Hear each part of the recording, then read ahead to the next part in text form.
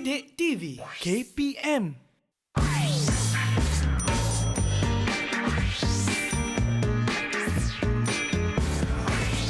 Didik TV KPM. Assalamualaikum dan selamat sejahtera kepada anda semua yang sedang menyaksikan Sukses SPM 2021 bersama dengan saya Wani Kerry di hari yang indah ini sambil kita meraihkan perayaan kita Raya Korban. Sambil-sambil itu kita nak belajarlah sama-sama untuk subjek kita hari ini iaitu subjek fizik. Subjek yang agak mencabar juga, tapi sebelum itu Wani akan sentiasa ingatkan anda semua. Mungkin kita semua ni walaupun beraya tak boleh ke mana, nak duduk rumah, beraya dengan keluarga, Wani nak ingatkan untuk sentiasalah patuh pada SOP. Sama-sama kita putuskan rantaian COVID-19. Bagaimana caranya? Sentiasa pakai hand sanitizer, pakai pelitup muka dan jaga penjarakan sosial sekurang-kurangnya 1 meter. Dan ingat, jika tiada urusan penting, jangan keluar rumah. Okey? Alright, jom hari ini kita nak belajar subjek fizik dan kita mestilah nak tahu siapa guru kita hari ini kan. Jadi jom kita saksikan dulu profil guru kita pada hari ini.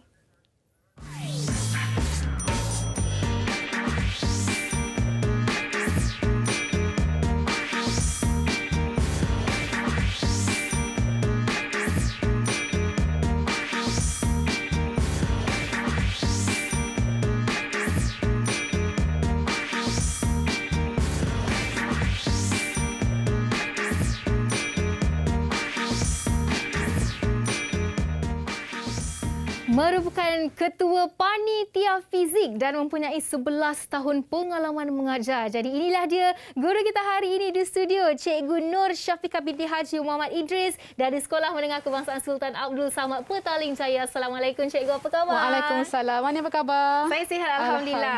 Cantik Cikgu baju raya hari ini. Ini baju raya tahun bila ni Cikgu? Tahun ni punya. Tahun ni. Okey. Samalah. Yelah kadang-kadang sekarang ni ada orang yang macam malas nak beli baju, kita recycle balik kan? Ya, macam mana Wani recycle balik. Tapi cikgu baru, baju baru, semangat pun mesti baru. Betul cikgu? Betul Wani. Okey, hari ini cikgu mungkin cikgu boleh kongsikan dengan kami semua apa tajuk yang telah dipilih untuk sama-sama kita belajar. Okey, assalamualaikum semua. Terima kasih Wani. Okey, pada hari ini tajuk yang kita akan belajar ialah tingkatan 5, bab tingkatan 5, bab 1 iaitu daya dan gerakan 2. Yang kedua. Kenapa yang kedua? Yang pertama, daya gerakan 1, pelajar dah belajar masa tingkatan 4. Okey, bab ini ialah kesinambungan daripada yang mereka belajar tingkatan 4 dulu tu. Okey. Jadi sebenarnya bagi cikgu sendiri mengapa pentingnya untuk pelajar kuasai topik ini? Okey, topik ini sangat penting kerana dia melibatkan banyak pemahaman yang Wani dan banyak matematik di dalamnya. Okey, dan daripada tingkatan 4 tu mereka belajar tentang kinematik. Okey, kenapa dibahagikan kepada 2 ni? Okey, sebab masa KBSM dulu soal silibus lama, bab ini terlalu panjang. Okey, so bila KSSM dikeluarkan, mereka bahagikan 2 dan bab kinematik lebih kepada tingkatan 4 dan tingkatan 5 lebih kepada dinamik. Dinamik maksudnya pergerakan tapi yang melibatkan daya. Tingkatan 4 pergerakan juga tapi tidak melibatkan daya. Okey, baik, itu dia sedikit pengenalan topik daripada cikgu kita hari ini. Jadi sekarang ni cikgu kita nak dengarkan pula lah pandangan calon SPM mengenai subjek fizik. Mari kita dengarkan. Didik TV KPM. Subjek yang saya paling gemari ialah subjek fizik. Kerana fizik dapat mengembangkan lagi pemikiran yang kritis dan meningkatkan lagi kemahiran menjawab penyelesaian masalah. Selain itu, saya percaya dan yakin bahawa fizik dapat mendorong kemajuan teknologi, mempengaruhi masyarakat, persekitaran dan ekonomi. Contohnya, kereta elektrik. Kereta elektrik ini semakin berkembang di dunia ini dan manalah tahu satu hari nanti, Malaysia juga akan menggunakan kenderaan elektrik bagi menjimatkan kos minyak yang digunakan. Saya mengambil aliran sains dan mata pelajaran fizik kerana saya berminat dengan space exploration. Dan saya yakin dan percaya mata pelajaran fizik ni dapat membuka peluang besar bagi saya pada masa hadapan. Saya suka subjek fizik kerana saya dapat mengetahui kenapa dunia berfungsi begini. Saya juga dapat menyelesaikan masalah dengan lebih senang. Contohnya, dalam bab ini, saya memahami bahawa jika kita memotong rumput menggunakan mesin pemotong, dia membolehkan mesin bergerak ke hadapan. Mengatasi daya gerasan. Manakala daya komponen daya menegak adalah ke bawah. Menyebabkan daya paduan ke bawah bertambah menjadikan rumput dapat dipotong dengan lebih efisien. Didik TV KPM. Itu dia, rata-rata mereka mengatakan subjek fizik ni adalah mudah dan kegemaran mereka, cikgu. Adakah mungkin kerana fizik ini sebenarnya ada di sekeliling kita dalam kehidupan seharian kita, cikgu? Ya, betul Wani. Okey, dalam topik ini pun banyak aplikasinya dalam kehidupan seharian Wani. Okey, contohnya sekarang kita nampak cahaya. Ya. Okey, sekarang kalau bab ini kita lebih kepada daya bertindak ke atas objek. Okey, so bila banyak dalam kehidupan seharian kita belajar subjek fizik, mereka lebih faham apa yang berlaku di sekeliling mereka. Ya. Okey, jadi pentingnya kita belajar fizik kerana ia dapat orang kata memahamkan bahawa setiap yang ada di sekeliling kita ni ada sebenarnya penggunaan fizik itu. Ya, betul Wani. Okey, jadi cikgu sebelum kita nak teruskan dengan pembelajaran kita hari ini, kita nak berehat seketika lah. Kita nak pastikan semua anak murid cikgu bersedia untuk kelas kita hari ini. Maklumlah mereka semua dah syok makan raya, cikgu. Kita nak tengok juga mereka ada semangat lagi tak nak belajar hari ini. Jadi jom kita nak berehat seketika dan jangan ke mana-mana. Kembali selepas ini dalam Sukses SPM 2021. Didik TV KPM. Didik TV KPM. Bertemu kembali dalam Sukses SPM 2021 bersama dengan saya Wani Kerry dalam subjek kita hari ini fizik dan topik yang telah dipilih adalah daya dan gerakan 2 bersama dengan Cikgu Nur Syafiqah dari Sekolah Menengah Kebangsaan Sultan Abdul Samad Petaling Jaya. Okey, baik Cikgu, bukan kita berdua sahaja yang akan bersama di studio hari ini. Ya, betul. Kerana kita akan bersama-sama menjemput 6 murid. Anak murid cikgu dari Sekolah Menengah Kebangsaan Sultan Abdul Samad. Jom kita persilakan mereka semua. Assalamualaikum, selamat sejahtera. Apa khabar semua? Boleh buka mikrofon. Kak Wani nak dengar suara anda semua. Apa khabar? Khabar baik. Khabar baik, Kak Wan. Kau baik. Alah, cuba-cuba punya suara dulu dah, cikgu.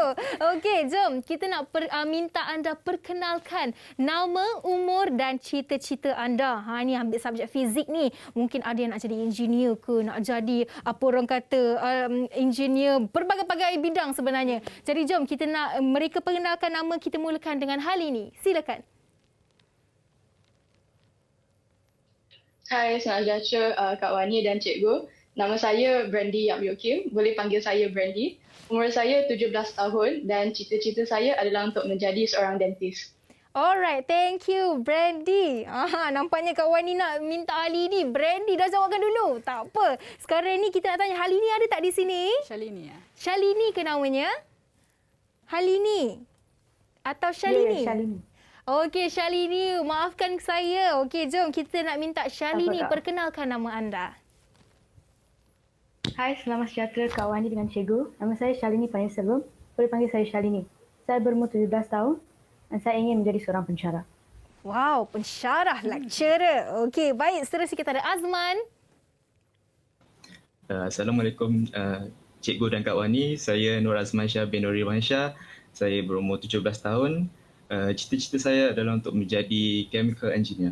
Chemical engineer. Alright. Seterusnya kita ada Sidar.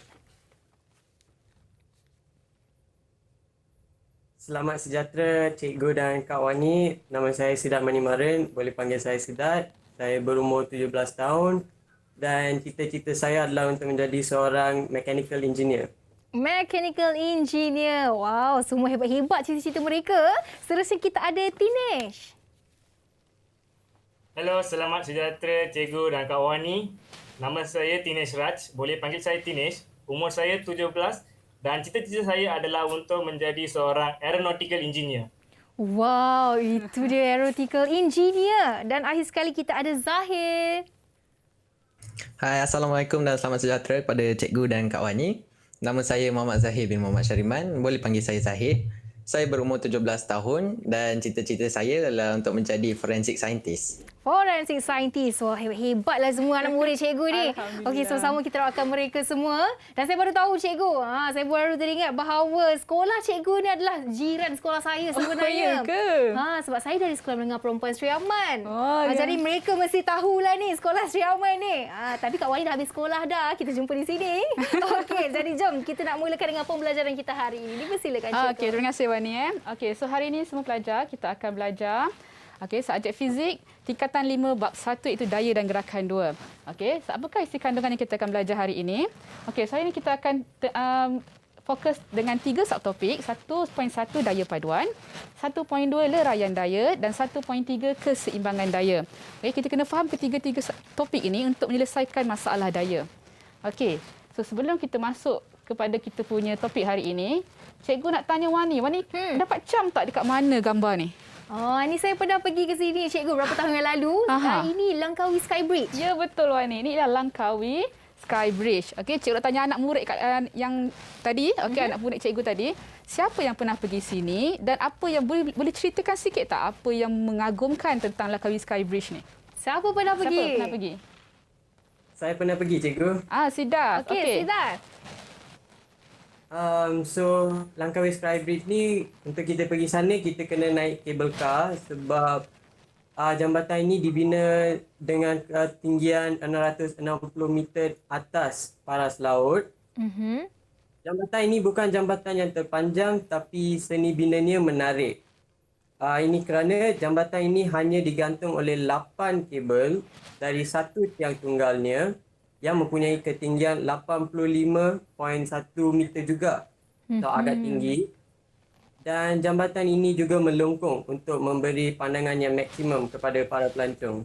Wow, penjelasan yang sangat menarik di situ. Terima kasih, Siddharth. Okey, cikgu tertarik dengan ayat Siddharth. Siddharth kata dia bukan terpanjang, bukan tertinggi, tapi dia sangat menarik dari segi seni bina dia. Okey, bayangkan 8 kabel ni sahaja menyokong jambatan itu.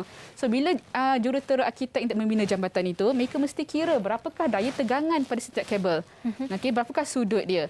Okey, daripada situ supaya dia boleh menyokong berat jambatan itu. Okey, berat jambatan dan juga pelancong yang berada di atasnya dan juga persekitaran lain seperti angin dan sebagainya. So, topik yang kita akan bincang pada hari ini tentang daya paduan, leraian daya dan keseimbangan daya sangat berkait rapat dengan seni bina ini. Okey, mari kita. Alright, sebelum cikgu pergi ke seterusnya, okey, cikgu nak kita imbas kembali balik. Okey, kita dah belajar tingkatan 4, apakah maksud daya? Okey, daya ialah tarikan atau tolakan yang dikenakan ke atas sesuatu objek. Okey, dan daya ini ialah kuantiti vektor. Okay, kalau pelajar masih ingat tingkatan 4 kita dah belajar, kuantiti vektor ialah kuantiti yang mempunyai magnitude dan arah. Okey. Alright, so cikgu nak tanya pelajar cikgu lah.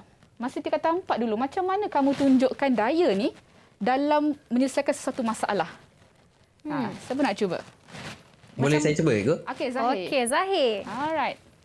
Okey, so kalau dalam penyelesaian masalah, daya dia ditunjukkan dengan anak panah tu. So anak panah tu dia menunjukkan arah daya tersebut dan terdapat juga magnitude daya yang ditulis dalam unit Newton. So contoh macam 10 Newton ke 20 Newton. Macam itulah. Okey, bagus Zahir. Bagus Zahir. Zahir masih ingat lagi tingkatan 4 dia belajar dulu. Ya. Okey, so kita tentukan daya dengan arah. Dia mesti ada arah. So arah itu menunjukkan arah daya anak panah. Okey, dengan anak panah dengan arah daya dan juga ada magnitude. Okey, sama ada 10 Newton, 20 Newton dan sebagainya. Okey. Right, so hari ini kita akan belajar tentang daya paduan. Okey. So cikgu terangkan dulu apakah maksud daya paduan. So daya paduan ialah daya tunggal yang mewakili jumlah secara vektor, dua atau lebih daya yang bertindak ke atas sesuatu objek. Okey. So cikgu nak terangkan apakah maksud daya tunggal itu. Maksud daya tunggal. Okey. So dekat depan ni cikgu ada satu bongkah, satu objek. Okey. Contohnya ya, daya yang bertindak ke atas objek ini ada orang tariklah ke sana. Okey, dengan daya 7 Newton. Cikgu gunakan Lego. Satu blok ni 1 Newton. Okey, cikgu 1, 2, okey, 3, 4, 5, 6. Okey. Dan yang ketujuh cikgu gunakan anak panah ni.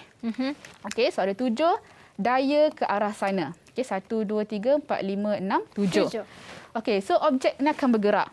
Okey, bila objek bergerak, automatik akan ada daya geseran iaitu antara objek dan permukaan ini. Ya. Okey, kita bayangkan andaikan gaya geseran dia ialah 3 Newton. Dan daya geseran ni mesti menentang arah objek. Okey, so 3 Newton ke arah sana. Okey, kita ada 7 Newton ke arah sini. Ya. Okey, so bila cikgu tengokkan mereka macam ni, Okey, cikgu gabungkan mereka macam ni. Okey, daripada 7 Newton ni, 3 Newton digunakan untuk mengatasi daya geseran. So, berapa yang tinggal sini? 1, 2, 3, 4. 4. Okey, cikgu anggap sebagai blok yang lain. 1, 2, 3, 4. Okey, so inilah yang kita panggil sebagai daya tunggal yang bertindak ke atas objek itu. Okey. So, kita ada 2 daya. Okey, tapi sebenarnya daya yang bertindak hanyalah 4 Newton ke arah sana. Iaitu daya tunggal. Ya, itulah kita punya daya paduan. Okey. Okay, yang mewakili jumlah secara vektor. Okey, so seterusnya kita akan tengok bagaimana nak menentukan nilai daya paduan ini. Okey, so tadi cikgu cakap daya paduan ialah daya tunggal. Okey, hasil daripada hasil tambah antara 2 daya secara vektor. Okey, so apa itu vektor? Vektor maksudnya kita kena ambil kira arah dia. Kita tak boleh tambahkan je, kita kena ambil kira arah daya itu. So di sini kita ambil kira arah ke kanan ialah positif, arah ke kiri ialah negatif. Okey, ada 2 keadaan. Yang pertama kita tengok daya bertindak pada arah yang sama. Okey, cikgu ada 5 Newton dan 12 Newton ke kanan, dua-dua ke kanan. Maksudnya cikgu ada positif 5 tambah dengan positif 12. Okey, kita tambahkan tapi kita kena ambil kira dia punya arah ya. So kita dapat 17 Newton ke kanan. So daripada 2 anak panah tu kita boleh wakilkan dengan 1 anak panah saja daya tunggal iaitu daya paduan 17 Newton arah ke kanan. Okey. Yang kedua, okey, kita ada daya juga, 2 daya tapi pada arah bertentangan. Okey, 12 Newton ke kiri dan 5 Newton ke kanan. Okey, kita kena tambahkan tapi ingat daya paduan kita tambahkan secara vektor. Kita ambil kira arah dia. So 12 Newton negatif dia ke kiri. Okey, so negatif 12 tambah dengan 5 Newton. So kita akan dapat negatif 7 Newton daya paduan. Negatif di sini memberi maksud arah dia ya. Okey, arah dia ke arah kiri. So bila kita nak lukis daya tunggal itu iaitu daya paduan, kita boleh lukis anak panah ke arah kiri dan magnitudenya 7 Newton. Baik. Okey, so cikgu nak pergi kepada soalan yang pertama. Okey. Okey, cikgu terangkan tadi cara tentukan daya paduan. Okey, siapa nak cuba soalan pertama ni? Soalan 1, siapa nak cuba? Soalan objektif ni. Saya cikgu. Okey, Shalini, silakan. Okey, Shalini, baca soalan Shalini. Apakah daya panduan yang ya cikgu. Apakah daya panduan yang bertindak ke atas objek di bawah? Jawapannya A, 0N cikgu. Okey, kenapa 0N? Kerana dua daya ini dua daya ini bertindak pada arah bertentangan dan magnitud sama. Maka daya panduan ialah sifar. Okey, tengok jawapan dia. Betul. Bagus Shalini. Okey, so tadi cikgu cakap arah ke kanan positif, arah ke kiri negatif. Dan dalam situasi ini dua-dua magnitud dia sama. Okey, so kita ada positif 9 tambah negatif 9, so jawapan ialah 0 Newton. So daya paduan ialah 0 Newton. Okey, so maksudnya daya ini dalam keadaan seimbang. Contoh main tarik tali. Madi pernah main tarik tali? Pernah cikgu. So kalau dua-dua tim kuat, dua-dua tim menggunakan daya yang sama, tali itu tak bergerak. Betul. Tapi ada daya yang bertindak. Tapi daya paduannya ialah sifar. Ya, kosong. Kosong. Okey. Kita pergi ke soalan kedua. Ini tiada nilai. Dia hanya menentukan yang manakah menunjukkan daya paduan maksimum yang bertindak ke atas bongkah kayu itu. Okay, siapa nak cuba soalan ni? Soalan 2. Saya nak cuba cikgu. Okey. Cuba. Tinesh. F1, F2 dan F3 merupakan tiga daya dengan sama magnitud yang bertindak ke atas satu bongkah kayu. Rajam manakah yang menunjukkan daya paduan maksimum yang bertindak ke atas bongkah kayu itu? So, saya rasa jawapan ni A, cikgu. Awak rasa jawapan dia A? Itu rasa-rasa tu confident ke tidak tu? Confident, cikgu. Okey, confident bagus. Ada sebab. Apa sebab dia? Sebab cikgu cakap tadi, bila kita perlu tambah daya pada arah yang sama, manakala kita perlu tolak daya pada arah yang berlainan. Daya yang bertindak pada jawapan A semua pada arah yang sama. Maka daya paduan maksimum dihasilkan. bagus. Sangat jelas sekali ya. Mari kita lihat jawapannya. Tahniah Tinesh. Ya, Bagus, betul. Tinesh. So kalau kita tengok ada 3 daya yang bertindak ke atas setiap bongkar, F1, F2 dan F3. Okey. Kalau daya paduan untuk yang A, dia semua tambah. So dia arah yang sama. Maka dia daya paduan yang terhasil ialah maksimum. Okey, yang lain ada arah yang berlainan. Salah satunya. Okey, so jawapan dia ialah A. So kita kena ingat tips dekat sini, arah sama kita tambah. Okey, arah berlainan kita tolak. Tapi cikgu, saya nampak di sini kenapa susunannya itu lain cikgu? Maksudnya F itu susunannya berlain, tidak sama setiap soalan. Susunan mana? Maksudnya, F1, F2? Contohnya F sama dengan F3, F1, F2. Seterusnya, macam kat bawah tu F1, F2, F3. Macam mana pula tu cikgu? Tak apa Wani, dia tambah. Kalau tambah depan belakang tak ada masalah. Okey, cuma cikgu letak dekat belakang tu supaya pelajar nampaklah apa yang tambah yang sama, tolak yang lain. Okey. Seboleh-bolehnya tambah dulu baru tolak. Tak apa, ikutlah kesesuaian pelajar. Okey, baik. Alright, okey, seterusnya. Tadi kita cakap tentang daya pada satah yang sama, kiri, kanan. Okey, daya yang jatuh pun ada juga daya paduan. Kalau bola jatuh ke bawah, kita ada berat. Kita ada rintangan udara. Okey, tapi tak semestinya semua objek daya antara kiri dan kanan saja. Ada daya kalau boleh, ada daya juga yang bertindak secara berserenjang. Macam ni, macam objek itu. Okey. So seorang tarik dia ke atas atau tolak ke atas, seorang tarik dia ke kanan. Apakah daya paduan dia? Okey. So untuk menyelesaikan masalah ini ialah 2 daya bertindak ke atas satu objek pada arah yang berserenjang ataupun 90 satu sama lain. Okey. Contohnya cikgu 30 Newton ke atas 40 Newton. So yang pertama sekali kita mesti tentukan dulu daya paduan dia. Okey. So untuk menentukan daya paduan, kita lengkapkan gambar rajah ini menjadi segi 4. So secara matematik 30 Newton belah sana sama dengan kalau kita lukis segi 4, 30 Newton kiri dan kanan adalah nilai yang sama. Okey, dan 40 Newton atas dan bawah ialah nilai yang sama. Okey, daya paduan dia ialah kita sambungkan penjuru segi 4 ini. Itu ialah daya paduan kita. Okey, maksudnya dalam kehidupan sebenar, objek ni tak bergerak ke atas atau ke kanan. Objek ni bergerak mengikut arah daya paduan. Sengit macam tu. Okey. Okey cikgu, sebelum kita nak sambung dengan cara menjawab soalan ini, kita nak berehat seketika lah. Kita nampak muka-muka anak murid cikgu mungkin ada yang macam, alamak soalan ni macam makin mencabar je.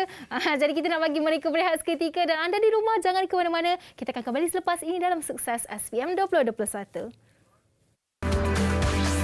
Didik TV KPM.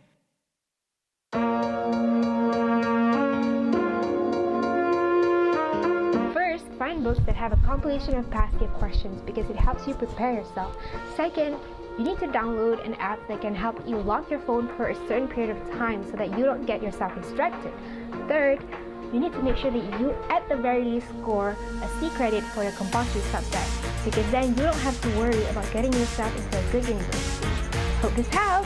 One of the tips that I can definitely recommend is it's always better to study in a group. You get to discuss the questions, brainstorm answers, and you can reflect with one another. So remember, always trust in the power of knowledge sharing, and you're good to go.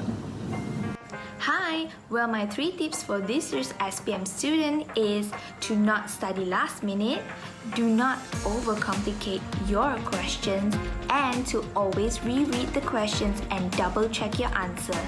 Thank you and good luck! Please stay positive. I know you might feel anxious before you start your exam, but surround yourself with positive friends that can motivate you, and always remind yourself that you have prepared and you are ready to answer the question. Hi!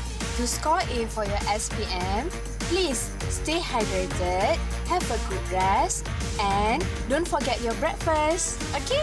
Good luck! Didik TV KPM.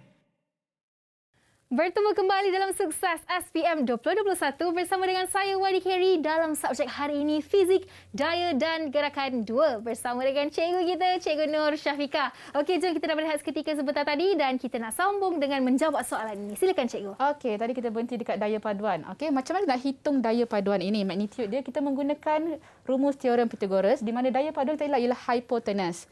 Okey, so cara tentukan hypotenuse dia ialah C sama dengan punca kuasa A kuasa 2 tambah B kuasa 2. Okey, kita masukkan nilai, kita dapat F sama dengan 50 Newton. Okey. Kita juga boleh tentukan dia punya sudut daya paduan itu menggunakan rumus tangent theta sama dengan opposite bahagi adjacent. Okey, opposite ialah 30, adjacent sebelah ialah 40 Newton. Okey, kita masukkan, kita dapat theta ialah 36.9. So dalam kehidupan seharian kita, objek ini tidak bergerak, objek ini bergerak mengikut daya paduan, okey, dengan magnitud 50 Newton dan pada sudut 36.9. Okey. Okey, seterusnya kita tengok soalan nombor 3 ni. Okey, siapa nak cuba? Siapa nak cuba jawab? Saya, cikgu. Okey, silakan. Sidat. Okey, so gambar Raja Sidat. Sidat ke Tina ni? Okey, silakan. Gambar Raja menunjukkan pandangan dari atas dua peluncur ais yang menolak seorang lagi peluncur ais. Soalannya adalah manakah daya paduan situasi ini? Saya rasa jawapannya adalah C, cikgu. C. Betul ke? C. Betul, Sidat. Betul, Sidat. Bagus. Alright, so macam ni lah macam tadi kita buat tadi. Okey, kita anggap dia sebagai satu segi 3 dan kita menggunakan rumus teorem Pythagoras. Okey, so C sama dengan punca kuasa 2, 8 kuasa 2 tambah 10 kuasa 2, terdapat F sama dengan 12.8. Okey.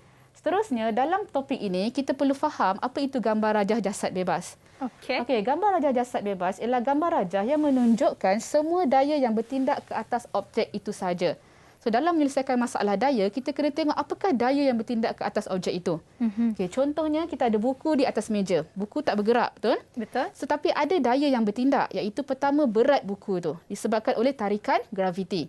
Yang arahnya ke bawah, kita label sebagai W, iaitu weight. Okey. Dan jika tiada daya tindak balas ke atas, buku tu akan jatuh, betul? Buku tu tak jatuh, buku tu tetap atas meja. Bermakna ada daya tindak balas iaitu ke atas. Yang kita panggil sebagai tindak balas normal. Kenapa normal? Dia macam garis normal. Macam kita belajar cahaya ada garis normal. Itulah garis ini sentiasa berserenjang ataupun 90 darjah dengan permukaan. Okay, sehingga kita akan lukis kita punya gambar rajah jasad bebas macam ni. Daya itu kena dekat buku ataupun buku tu kita wakilkan dengan satu objek. Ada W ke bawah, ada R ke atas. Okey. Alright. Apa terjadi? Apakah yang kita akan lihat gambar rajah jasad bebas jika objek di atas satah condong? Okey, kalau satah condong kita akan tengok dia ada berat ke bawah. Okey, normal 90 darjah juga. Okey, dan daya geseran ke atas sebab dia nak bergerak ke bawah. Okey, berat ini juga boleh leraikan kepada WY dan WX. Ya. Okey. Alright, seterusnya. Okey, ini kalau objek tu bergerak. Okey, kita ada daya tujah ke hadapan, dia bergerak ke hadapan. Okey. Dan ada daya geseran ke belakang. Dan juga ada berat dan tindak balas normal. Okey, ini gambar rajah jasad bebas. Okey, kita nak tengok apakah hubungan antara gerakan objek dan daya paduan. So, kita tahu dalam kehidupan seharian, objek boleh menjadi pegun, bergerak dengan halaju mala atau bergerak dengan pecutan seragam. Okey, kita akan gunakan rumus hukum gerakan Newton kedua yang pelajar dah belajar masa tingkatan 4, F sama dengan MA. Okey, jika objek pegun ataupun objek bergerak, pecutan ialah kosong. Okey, kenapa pecutan kosong? Sebab kalau pegun memang tak bergerak lah. So, pecutan kosong. Kalau bergerak dengan halaju mala, kita tengok rumus pecutan. Rumus pecutan ialah halaju akhir tolak halaju awal. Jika halaju dia sama, halaju akhir tolak halaju awal sama akan jadi kosong. Maka pecutan akan jadi kosong. Okey, tengok rumus ni. Kalau pecutan kosong, F kita akan kosong. Maka daya paduan ialah sifar. Okey. So, bila daya paduan sifar, berdasarkan gambar rajah jasad bebas, berat sama dengan tindak balas normal, daya tujah sama dengan daya geseran. Okey. Kalau objek bergerak dengan pecutan seragam, maksudnya pecutan dia tidak kosong. Maksudnya di dalam rumus F sama dengan MA, daya paduan kita tidak kosong. Maka daya paduan ada nilai. Okay, apakah nilai daya paduan itu? Daya paduan itu boleh jadi daya tujah tolak dengan daya geseran. So kita boleh kiralah berapa daya paduan dia. Okey. Okey, so kita aplikasikan konsep ni dalam soalan seterusnya, soalan nombor 4. Okey, kita ada rajah menunjukkan sebuah helikopter berdisi 4,500 terbang pada kelajuan mala dan ketinggian tetap. Okey, siapa nak cuba jawab soalan A tu? Okey, Brandy boleh cuba soalan A? Boleh, cikgu. Dengan menggunakan gambar rajah jasad bebas, lukis daya-daya yang bertindak ke atas helikopter itu. So pertama, berat tu iaitu daya tarikan graviti ke bawah. Helikopter ini terbang pada satu ketinggian.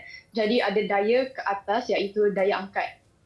Selepas itu, helikopter bergerak dengan hal laju malar. Maka ada daya tujah ke hadapan dan pada yang sama ada daya geseran arah bertentangan disebabkan oleh rintangan udara.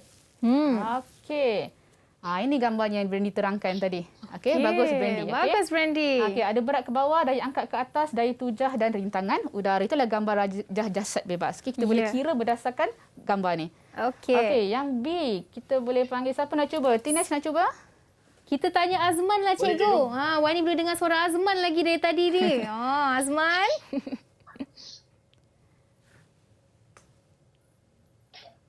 Ya saya. Cuba Azman. B. Soalan B Sekejap ya. Azman tak buat lagi ya?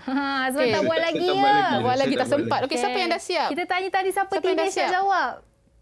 Suara Tinesh tadi. Okey. Boleh cikgu? Okey, berapa Tinesh? So soalan memberitahu kita helikopter bergerak pada hal laju malar. Maka daya paduan helikopter adalah kosong. Jadi kita tahu bila daya paduan helikopter kosong, rintangan udara akan sama dengan daya tujah, iaitu 80,000 Newton cikgu. Okey, betul. Soalan kata kelajuan dia malar. Malar maksudnya pecutan kosong, daya paduan juga kosong. Bila daya paduan kosong, daya tujah dengan daya rintangan sama. Okey, dan daya berat dan daya angkat juga ialah sama. Jawapan dia 80,000 Newton. Okey. Alright, seterusnya C. Siapa nak jawab C? Cikgu panggillah Brandy nak cuba lagi. Boleh? Cuba Brandy. Okey. Jika helikopter itu bergerak dengan kecepatan 22 ms-2 dan daya tujah 150,000 Newton, hitung magnitud rintangan udara yang bertindak ke atas helikopter itu. So helikopter sekarang dia bergerak dengan pecutan. Jadi daya paduan tu bukan sifar. So pecutan tu boleh dikira melalui rumus F bersamaan dengan MA. F tu ialah daya paduan, iaitu daya tujah tolak dengan rintangan udara. So kita masukkan dalam formula F tolak dengan MA macam saya dah tulis kat sini. So daya tujah tolak dengan daya rintangan bersamaan dengan MA. Jadi kita masukkan nilai daya tujah iaitu 150,000 Newton tolak daya rintangan sama dengan 4,500 kg darab dengan 22 ms-2. Daya rintangan tu bersamaan dengan 150,000 Newton tolak dengan 99,000 kg ms-2. So kita akan dapat daya rintangan tu 51,000 Newton. Okey. Mari kita lihat. Betul ya jawapan Brandy? Okey, betul Brandy. Okey. So kita guna rumus F sama dengan MA. Okey, mesti ingat F itu ialah daya paduan. Okey, selama ni kita ingat F tu satu daya je, tapi sekarang ni daya ada lebih daripada satu daya bertindak. Ada daya tujah, ada rintangan udara. So kita cari dulu daya paduan dia, ditolakkan. Okey, dan kita akan boleh cari rintangan udara, kita gantikan daya tujah macam Brandy terangkan, jisim dan pecutan. Dan kita kira kita dapat rintangan udara ialah 51,000 Newton. Okey. Siap untuk soalan nombor 4. Seterusnya kita ada soalan lagi ke macam mana cikgu? Okey. Kita ada tentang leraian daya pula. Okey. Mari kita. Okey, leraian daya ialah terbalik daripada daya paduan. Okey, kali ini kita ada satu daya yang bertindak pada sudut. Dia tarik objek itu pada sudut. Okey, daya ini boleh dileraikan kepada komponen X dan komponen Y. Okey, macam mana nak cari pula nilai komponen X tu? Okey. So, komponen X dengan komponen Y macam tadi, kita anggap kiri kanan sama, atas bawah pun nilai yang sama. Okey, dan kita lihat daripada segi segitiga sahaja. Okay, inilah segitiga. Okey, kalau pelajar pernah ingat dia dah belajar SOH kahtoa. SOH ialah sin, O opposite, H hypotenuse. Okey, C ialah cos, A adjacent, H hypotenuse. Okey, dalam kes ini sudut dekat sana, so Fx ialah adjacent, bersebelahan. Okey, Fy ialah opposite dan F ialah hypotenuse. So nak cari Fx kita boleh guna cos lah, dia adjacent sebelah. Okey, so cos theta sama dengan adjacent iaitu Fx bahagi dengan hypotenuse iaitu F. So Fx ialah F cos theta. sama juga dengan sin opposite. Okey, fy ialah opposite. So kita guna sin theta sama dengan opposite bahagi hypotenuse. Kita dapat fy f sin theta. Okey. Tapi pelajar kena ingat, tak semua soalan dia bagi sudut dekat bawah tu. Kadang-kadang dia boleh bagi sudut dekat atas. Betul? Bila sudut dekat atas, fx dah jadi opposite. So fx bukan cos lagi. Fx jadi sin. Ini matematik dia saja. Okey, so apa yang pelajar kena ingat hanyalah ini saja. Kalau daya itu bersebelahan dengan sudut, kita guna cos. Jika daya itu bertentangan dengan sudut, kita guna sin. Baik. Alright. Okey. Seterusnya, kita pergi kepada keseimbangan daya, Wani. Boleh, Cikgu. Okey, keseimbangan daya ialah daya-daya yang bertindak ke atas objek menghasilkan daya paduan sifar. Okey, contohnya batu ni, Wani. Dia tak bergerak. Maksudnya daya yang bertindak ke atas batu itu daya paduan dia ialah sifar. Daya paduan sifar bermaksud daya kiri dan kanan dia arah bertentangan magnitud yang sama. Okey, atas bawah bertentangan magnitud yang sama. Itu daya paduan sifar. Maksudnya daya paduan mengufuk dia sifar, daya paduan menegak dia sifar. Okey. Alright, kita tengokkan satu soalan yang menggabungkan ketiga-tiga pengetahuan kita tentang leraian, daya paduan dan keseimbangan daya. Okey, contoh sini. Raja menunjukkan sebuah lampu isyarat berjisim 20 kg digantung menggunakan dua utas tali yang sama jenis. Hitungkan ketegangan tali tersebut. Okey, siapa nak cuba soalan ni? Kalau tak sempat pun, kita minta Zahir. Zahir nak cuba, Zahir? Soalan susah, Cikgu. Boleh, Cikgu? Okey, Zahir bagi idea je. Idea macam mana nak buat dia. Okey, Cikgu. So, pertama sekali untuk soalan ni, kita kena lukis gambar raja jasad bebas yang Cikgu cakap tadi. So, kita dapat memahamilah daya yang bertindak ke atas objek ni. So, berdasarkan raja ni, terdapat 3 daya yang bertindak, iaitu berat yang ke bawah dan juga daya tegangan pada tali pertama yang ke kiri tu dan daya tegangan T pada tali kedua yang ke kanan. Disebabkan kedua-dua tali ini dia sama dan ada pada yang sudut yang sama, ketegangan T tu ialah sama bagi dua-dua. So kita boleh katakan sebagai T je lah, tak payah T1, T2. Betul, Selepas Cikgu? itu, betul. Okey, sambung Zahir. Selepas itu, kita boleh leraikan daya yang bertindak pada sudut. Macam Cikgu cakap tadi, dalam leraian daya 1.2, tegangan tali adalah pada sudut. So, tegangan T ni dia boleh dileraikan kepada komponen yang mengufuk TX dan komponen menegak TY. So, sudut bersebelahan dengan komponen mengufuk, maka dia TX ialah T cos theta. Sebab dia bersebelahan dengan komponen mengufuk. Manakala komponen menegak iaitu TY bertentangan dengan sudut. Macam Cikgu cakap tadi, kalau dia bertentang, dia kena guna T sin theta. So, lampu isyarat ni, dia dalam keseimbangan, dia tak bergerak. So, Cikgu cakap tadi, daya ke atas dan ke bawah dia sifar lah. So, maka daya paduan mengufuk dan menegak adalah sifar. So, untuk menghitung tegangan dia, kita kena ambil kira komponen daya menegak, iaitu TY. Di mana 2 T sin theta bersama dengan berat. Sebab dia punya ke bawah tu, daya ke bawah tu ialah W, berat. So 2 T sin theta ialah berat. So kalau kita masukkan nilai, kita dapat 113.28 Newton. Okey. Wow, penjelasan dia 10 markah, Cikgu. Okey, dia memang panjang sekali. Dia kena gabungkan apa yang kita belajar. Okay. Bagus, Zahir. Bagus, Zahir. Ini Zahir cakap tadi. Ada 3 daya. Okey, daya kat tali dan daya berat lampu isyarat itu sendiri. Okey, pertama yang Cikgu cakap, macam Zahir cakap, kita lukis gambar raja jasad bebas dia. Okay, kita ada berat, kita ada T1, T2. Macam Zahir cakap, dia sama. So, T dengan T sama. Okey. Berat ni jangan lupa ya, kita tukarkan kepada Newton, iaitu jisim darab dengan pecutan graviti 6.81. So, kita dapat 196.2 Newton. Okey. Lepas itu, kita leraikan apa yang kita boleh leraikan. Okey, T ni kita boleh leraikan kepada X dan Y komponen. Okey, X Cikgu cakap tadi, dia bersebelahan, dia jadi T cos theta. Okey, yang bertentangan iaitu Y, jadi T sin theta. Okey, so Wani tengok sini. Kalau keseimbangan, kiri kanan sama, atas bawah kena sama. Okey, lampu isyarat tak bergerak. Okey, kiri kanan kita tahu. Kiri T cos theta, kanan pun T cos theta. Sama. Kita tak boleh cari T lah. So, kita guna komponen yang mengufuk. Okey, so cikgu ada 2 T sin theta. Okey, T sin theta tambah T sin theta, 2 T sin theta sama dengan berat di ke bawah. Yang atas sama dengan yang bawah. Kita masukkan nilai. Kita bawa 2 sin theta ke arah sana. Kita dapat W bahagi 2 sin theta. Masukkan nilai W dan theta.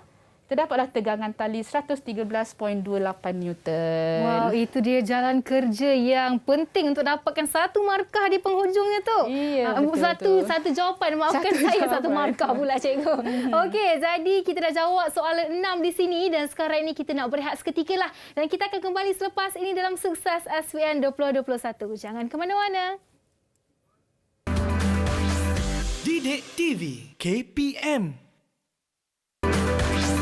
Didik TV KPM.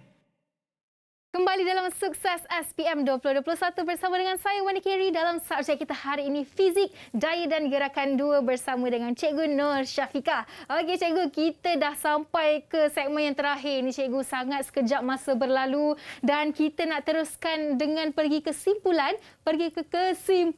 Cikgu mungkin nak tanya murid Cikgu kesimpulan yang mereka boleh simpulkan hari ini. Okey, saya panggil pelajar-pelajar saya. Siapa yang nak buat rumusan tentang apa yang kamu belajar pada hari ini? Siapa nak cuba yang pertama? Azman, apa rasa Azman? Azman? Okey, Azman boleh terangkan sikit apa yang... saya. Okey. Saya rasa fizik ni boleh digunakanlah di aplikasi dalam kehidupan kita seharian. Macam bangunan dan apa-apalah yang di sekeliling kita. Okey, betul tak Azman? Kita boleh guna konsep ni untuk aplikasikan dalam kehidupan saya seperti pembinaan bangunan dan sebagainya. Yeah. Okey, siapa lagi nak buat kesimpulan hari ini? Shalini? Okay, apa yang Shalini belajar hari ini? Shalini tahu tentang apa hari ini? Saya telah belajar tentang keseimbangan daya. Daya-daya ini yang bertindak ke atas objek menghasilkan daya panduan sifar. Okey, betul. Itu maksud keseimbangan daya tu. Okey. Siapa lagi nak cuba? Kita tunggu siapa yang nak cuba. Sidas? Yes, saya cikgu. So, daripada apa yang kita belajar pada hari ini, jika soalan berkaitan dengan daya, kita perlu mungkin menggunakan ketiga-tiga konsep yang kita belajar pada hari ini. Jadi, pertama sekali, jika kita nak menjawab soalan, kita perlu melukis gambar raja jasad bebas untuk kita memahami di mana arah daya paduan itu tengah berlaku. Dan melalui gambar raja itu, kita dapat mengenal pasti daya apa dan di mana ia digerakkan. Okey. Itu jawapan Sidat. Bagus Sidat. Sidat ni saya tengok muka dia macam pelakon Bollywood, cikgu. Mungkin dia menjadi pelakon lepas habis sekolah nanti. Okey, cikgu, nampaknya kita dah sampai ke penghujungnya. Cikgu boleh bagi rumusan yang ringkas lah untuk pelajaran kita hari ini. Okey, rumusan yang ringkas. So, hari ini kita belajar tentang daya paduan. Okey, so selama ni pelajar belajar F sama dengan MA. So, cikgu tekankan sekali lagi F itu ialah daya paduan. Okey, so kita kalau nak menyelesaikan masalah berkaitan pecutan pada satu objek, kita kena tengok dulu apakah daya yang bertindak pada objek itu. Mungkin ada geseran, mungkin ada daya tujah. Okay? Dan jika daya itu pada sudut, kita mesti leraikan mereka kepada komponen X dan juga komponen Y. Okay. Yang paling penting cikgu nak ingatkan, gambar rajah jasad bebas, lukis dahulu sebelum pelajar cuba jawab soalan itu. Okey, baik cikgu. Nampaknya tamat sudah pelajaran kita hari ini, subjek fizik. Jadi Wani nak ucapkan terima kasih banyak kepada Cikgu Nur Syafiqah binti Haji Muhammad Idris selaku Ketua Panitia Fizik dari Sekolah Menengah Kebangsaan Sultan Abdul Samad Petaling Jaya. Dan terima kasih Wani ucapkan kepada 6 murid kita iaitu Halini, Nur Azman, Brandy Yap, kita ada Sidat, Tinesh dan juga Muhammad Zahir. Kak Wani doakan all the best to you. Semoga mendapat markah yang cemerlang untuk subjek fizik dan buatlah ibu bapa anda bangga dan Cikgu Syafiqah anda bangga dengan kejayaan anda. Jadi sekian saja dari saya Wani Kerry. Kita jumpa lagi pada masa akan datang hanya dalam Sukses SPM 2021. Bye-bye. Didik TV KPM. Assalamualaikum warahmatullahi wabarakatuh. Saya ibu bapa kepada Azman Shah. Harapan saya pada tahun ini, semoga beliau akan mencapai kejayaan yang cemerlang. Straight A. So, saya percaya pihak sekolah dan Azman akan mencapai kejayaan ini. I know you can do it. All the best for you. Salam sejahtera. Saya Syahriman, bapa kepada Muhammad Zahir dari SMK Sultan Abdul Samad Petaling Jaya. ingin merakamkan harapan saya agar semua pelajar terus cekal menjalani PDPR dan agar guru-guru terus berkhidmat cemerlang mendidik anak kami meskipun dalam keadaan penuh cabaran. Saya Azrina berharap semua pihak termasuk guru-guru, ibu bapa, penjaga dan semua pelajar tabah bekerja keras dan bekerjasama untuk mencapai kejayaan. Semoga prestasi SMK Sultan Abdul Samad terus meningkat insya-Allah. To all students especially, work hard, get good sleep, eat well, stay healthy physically and mentally and stay safe to all. Never give up. Selamat maju jaya.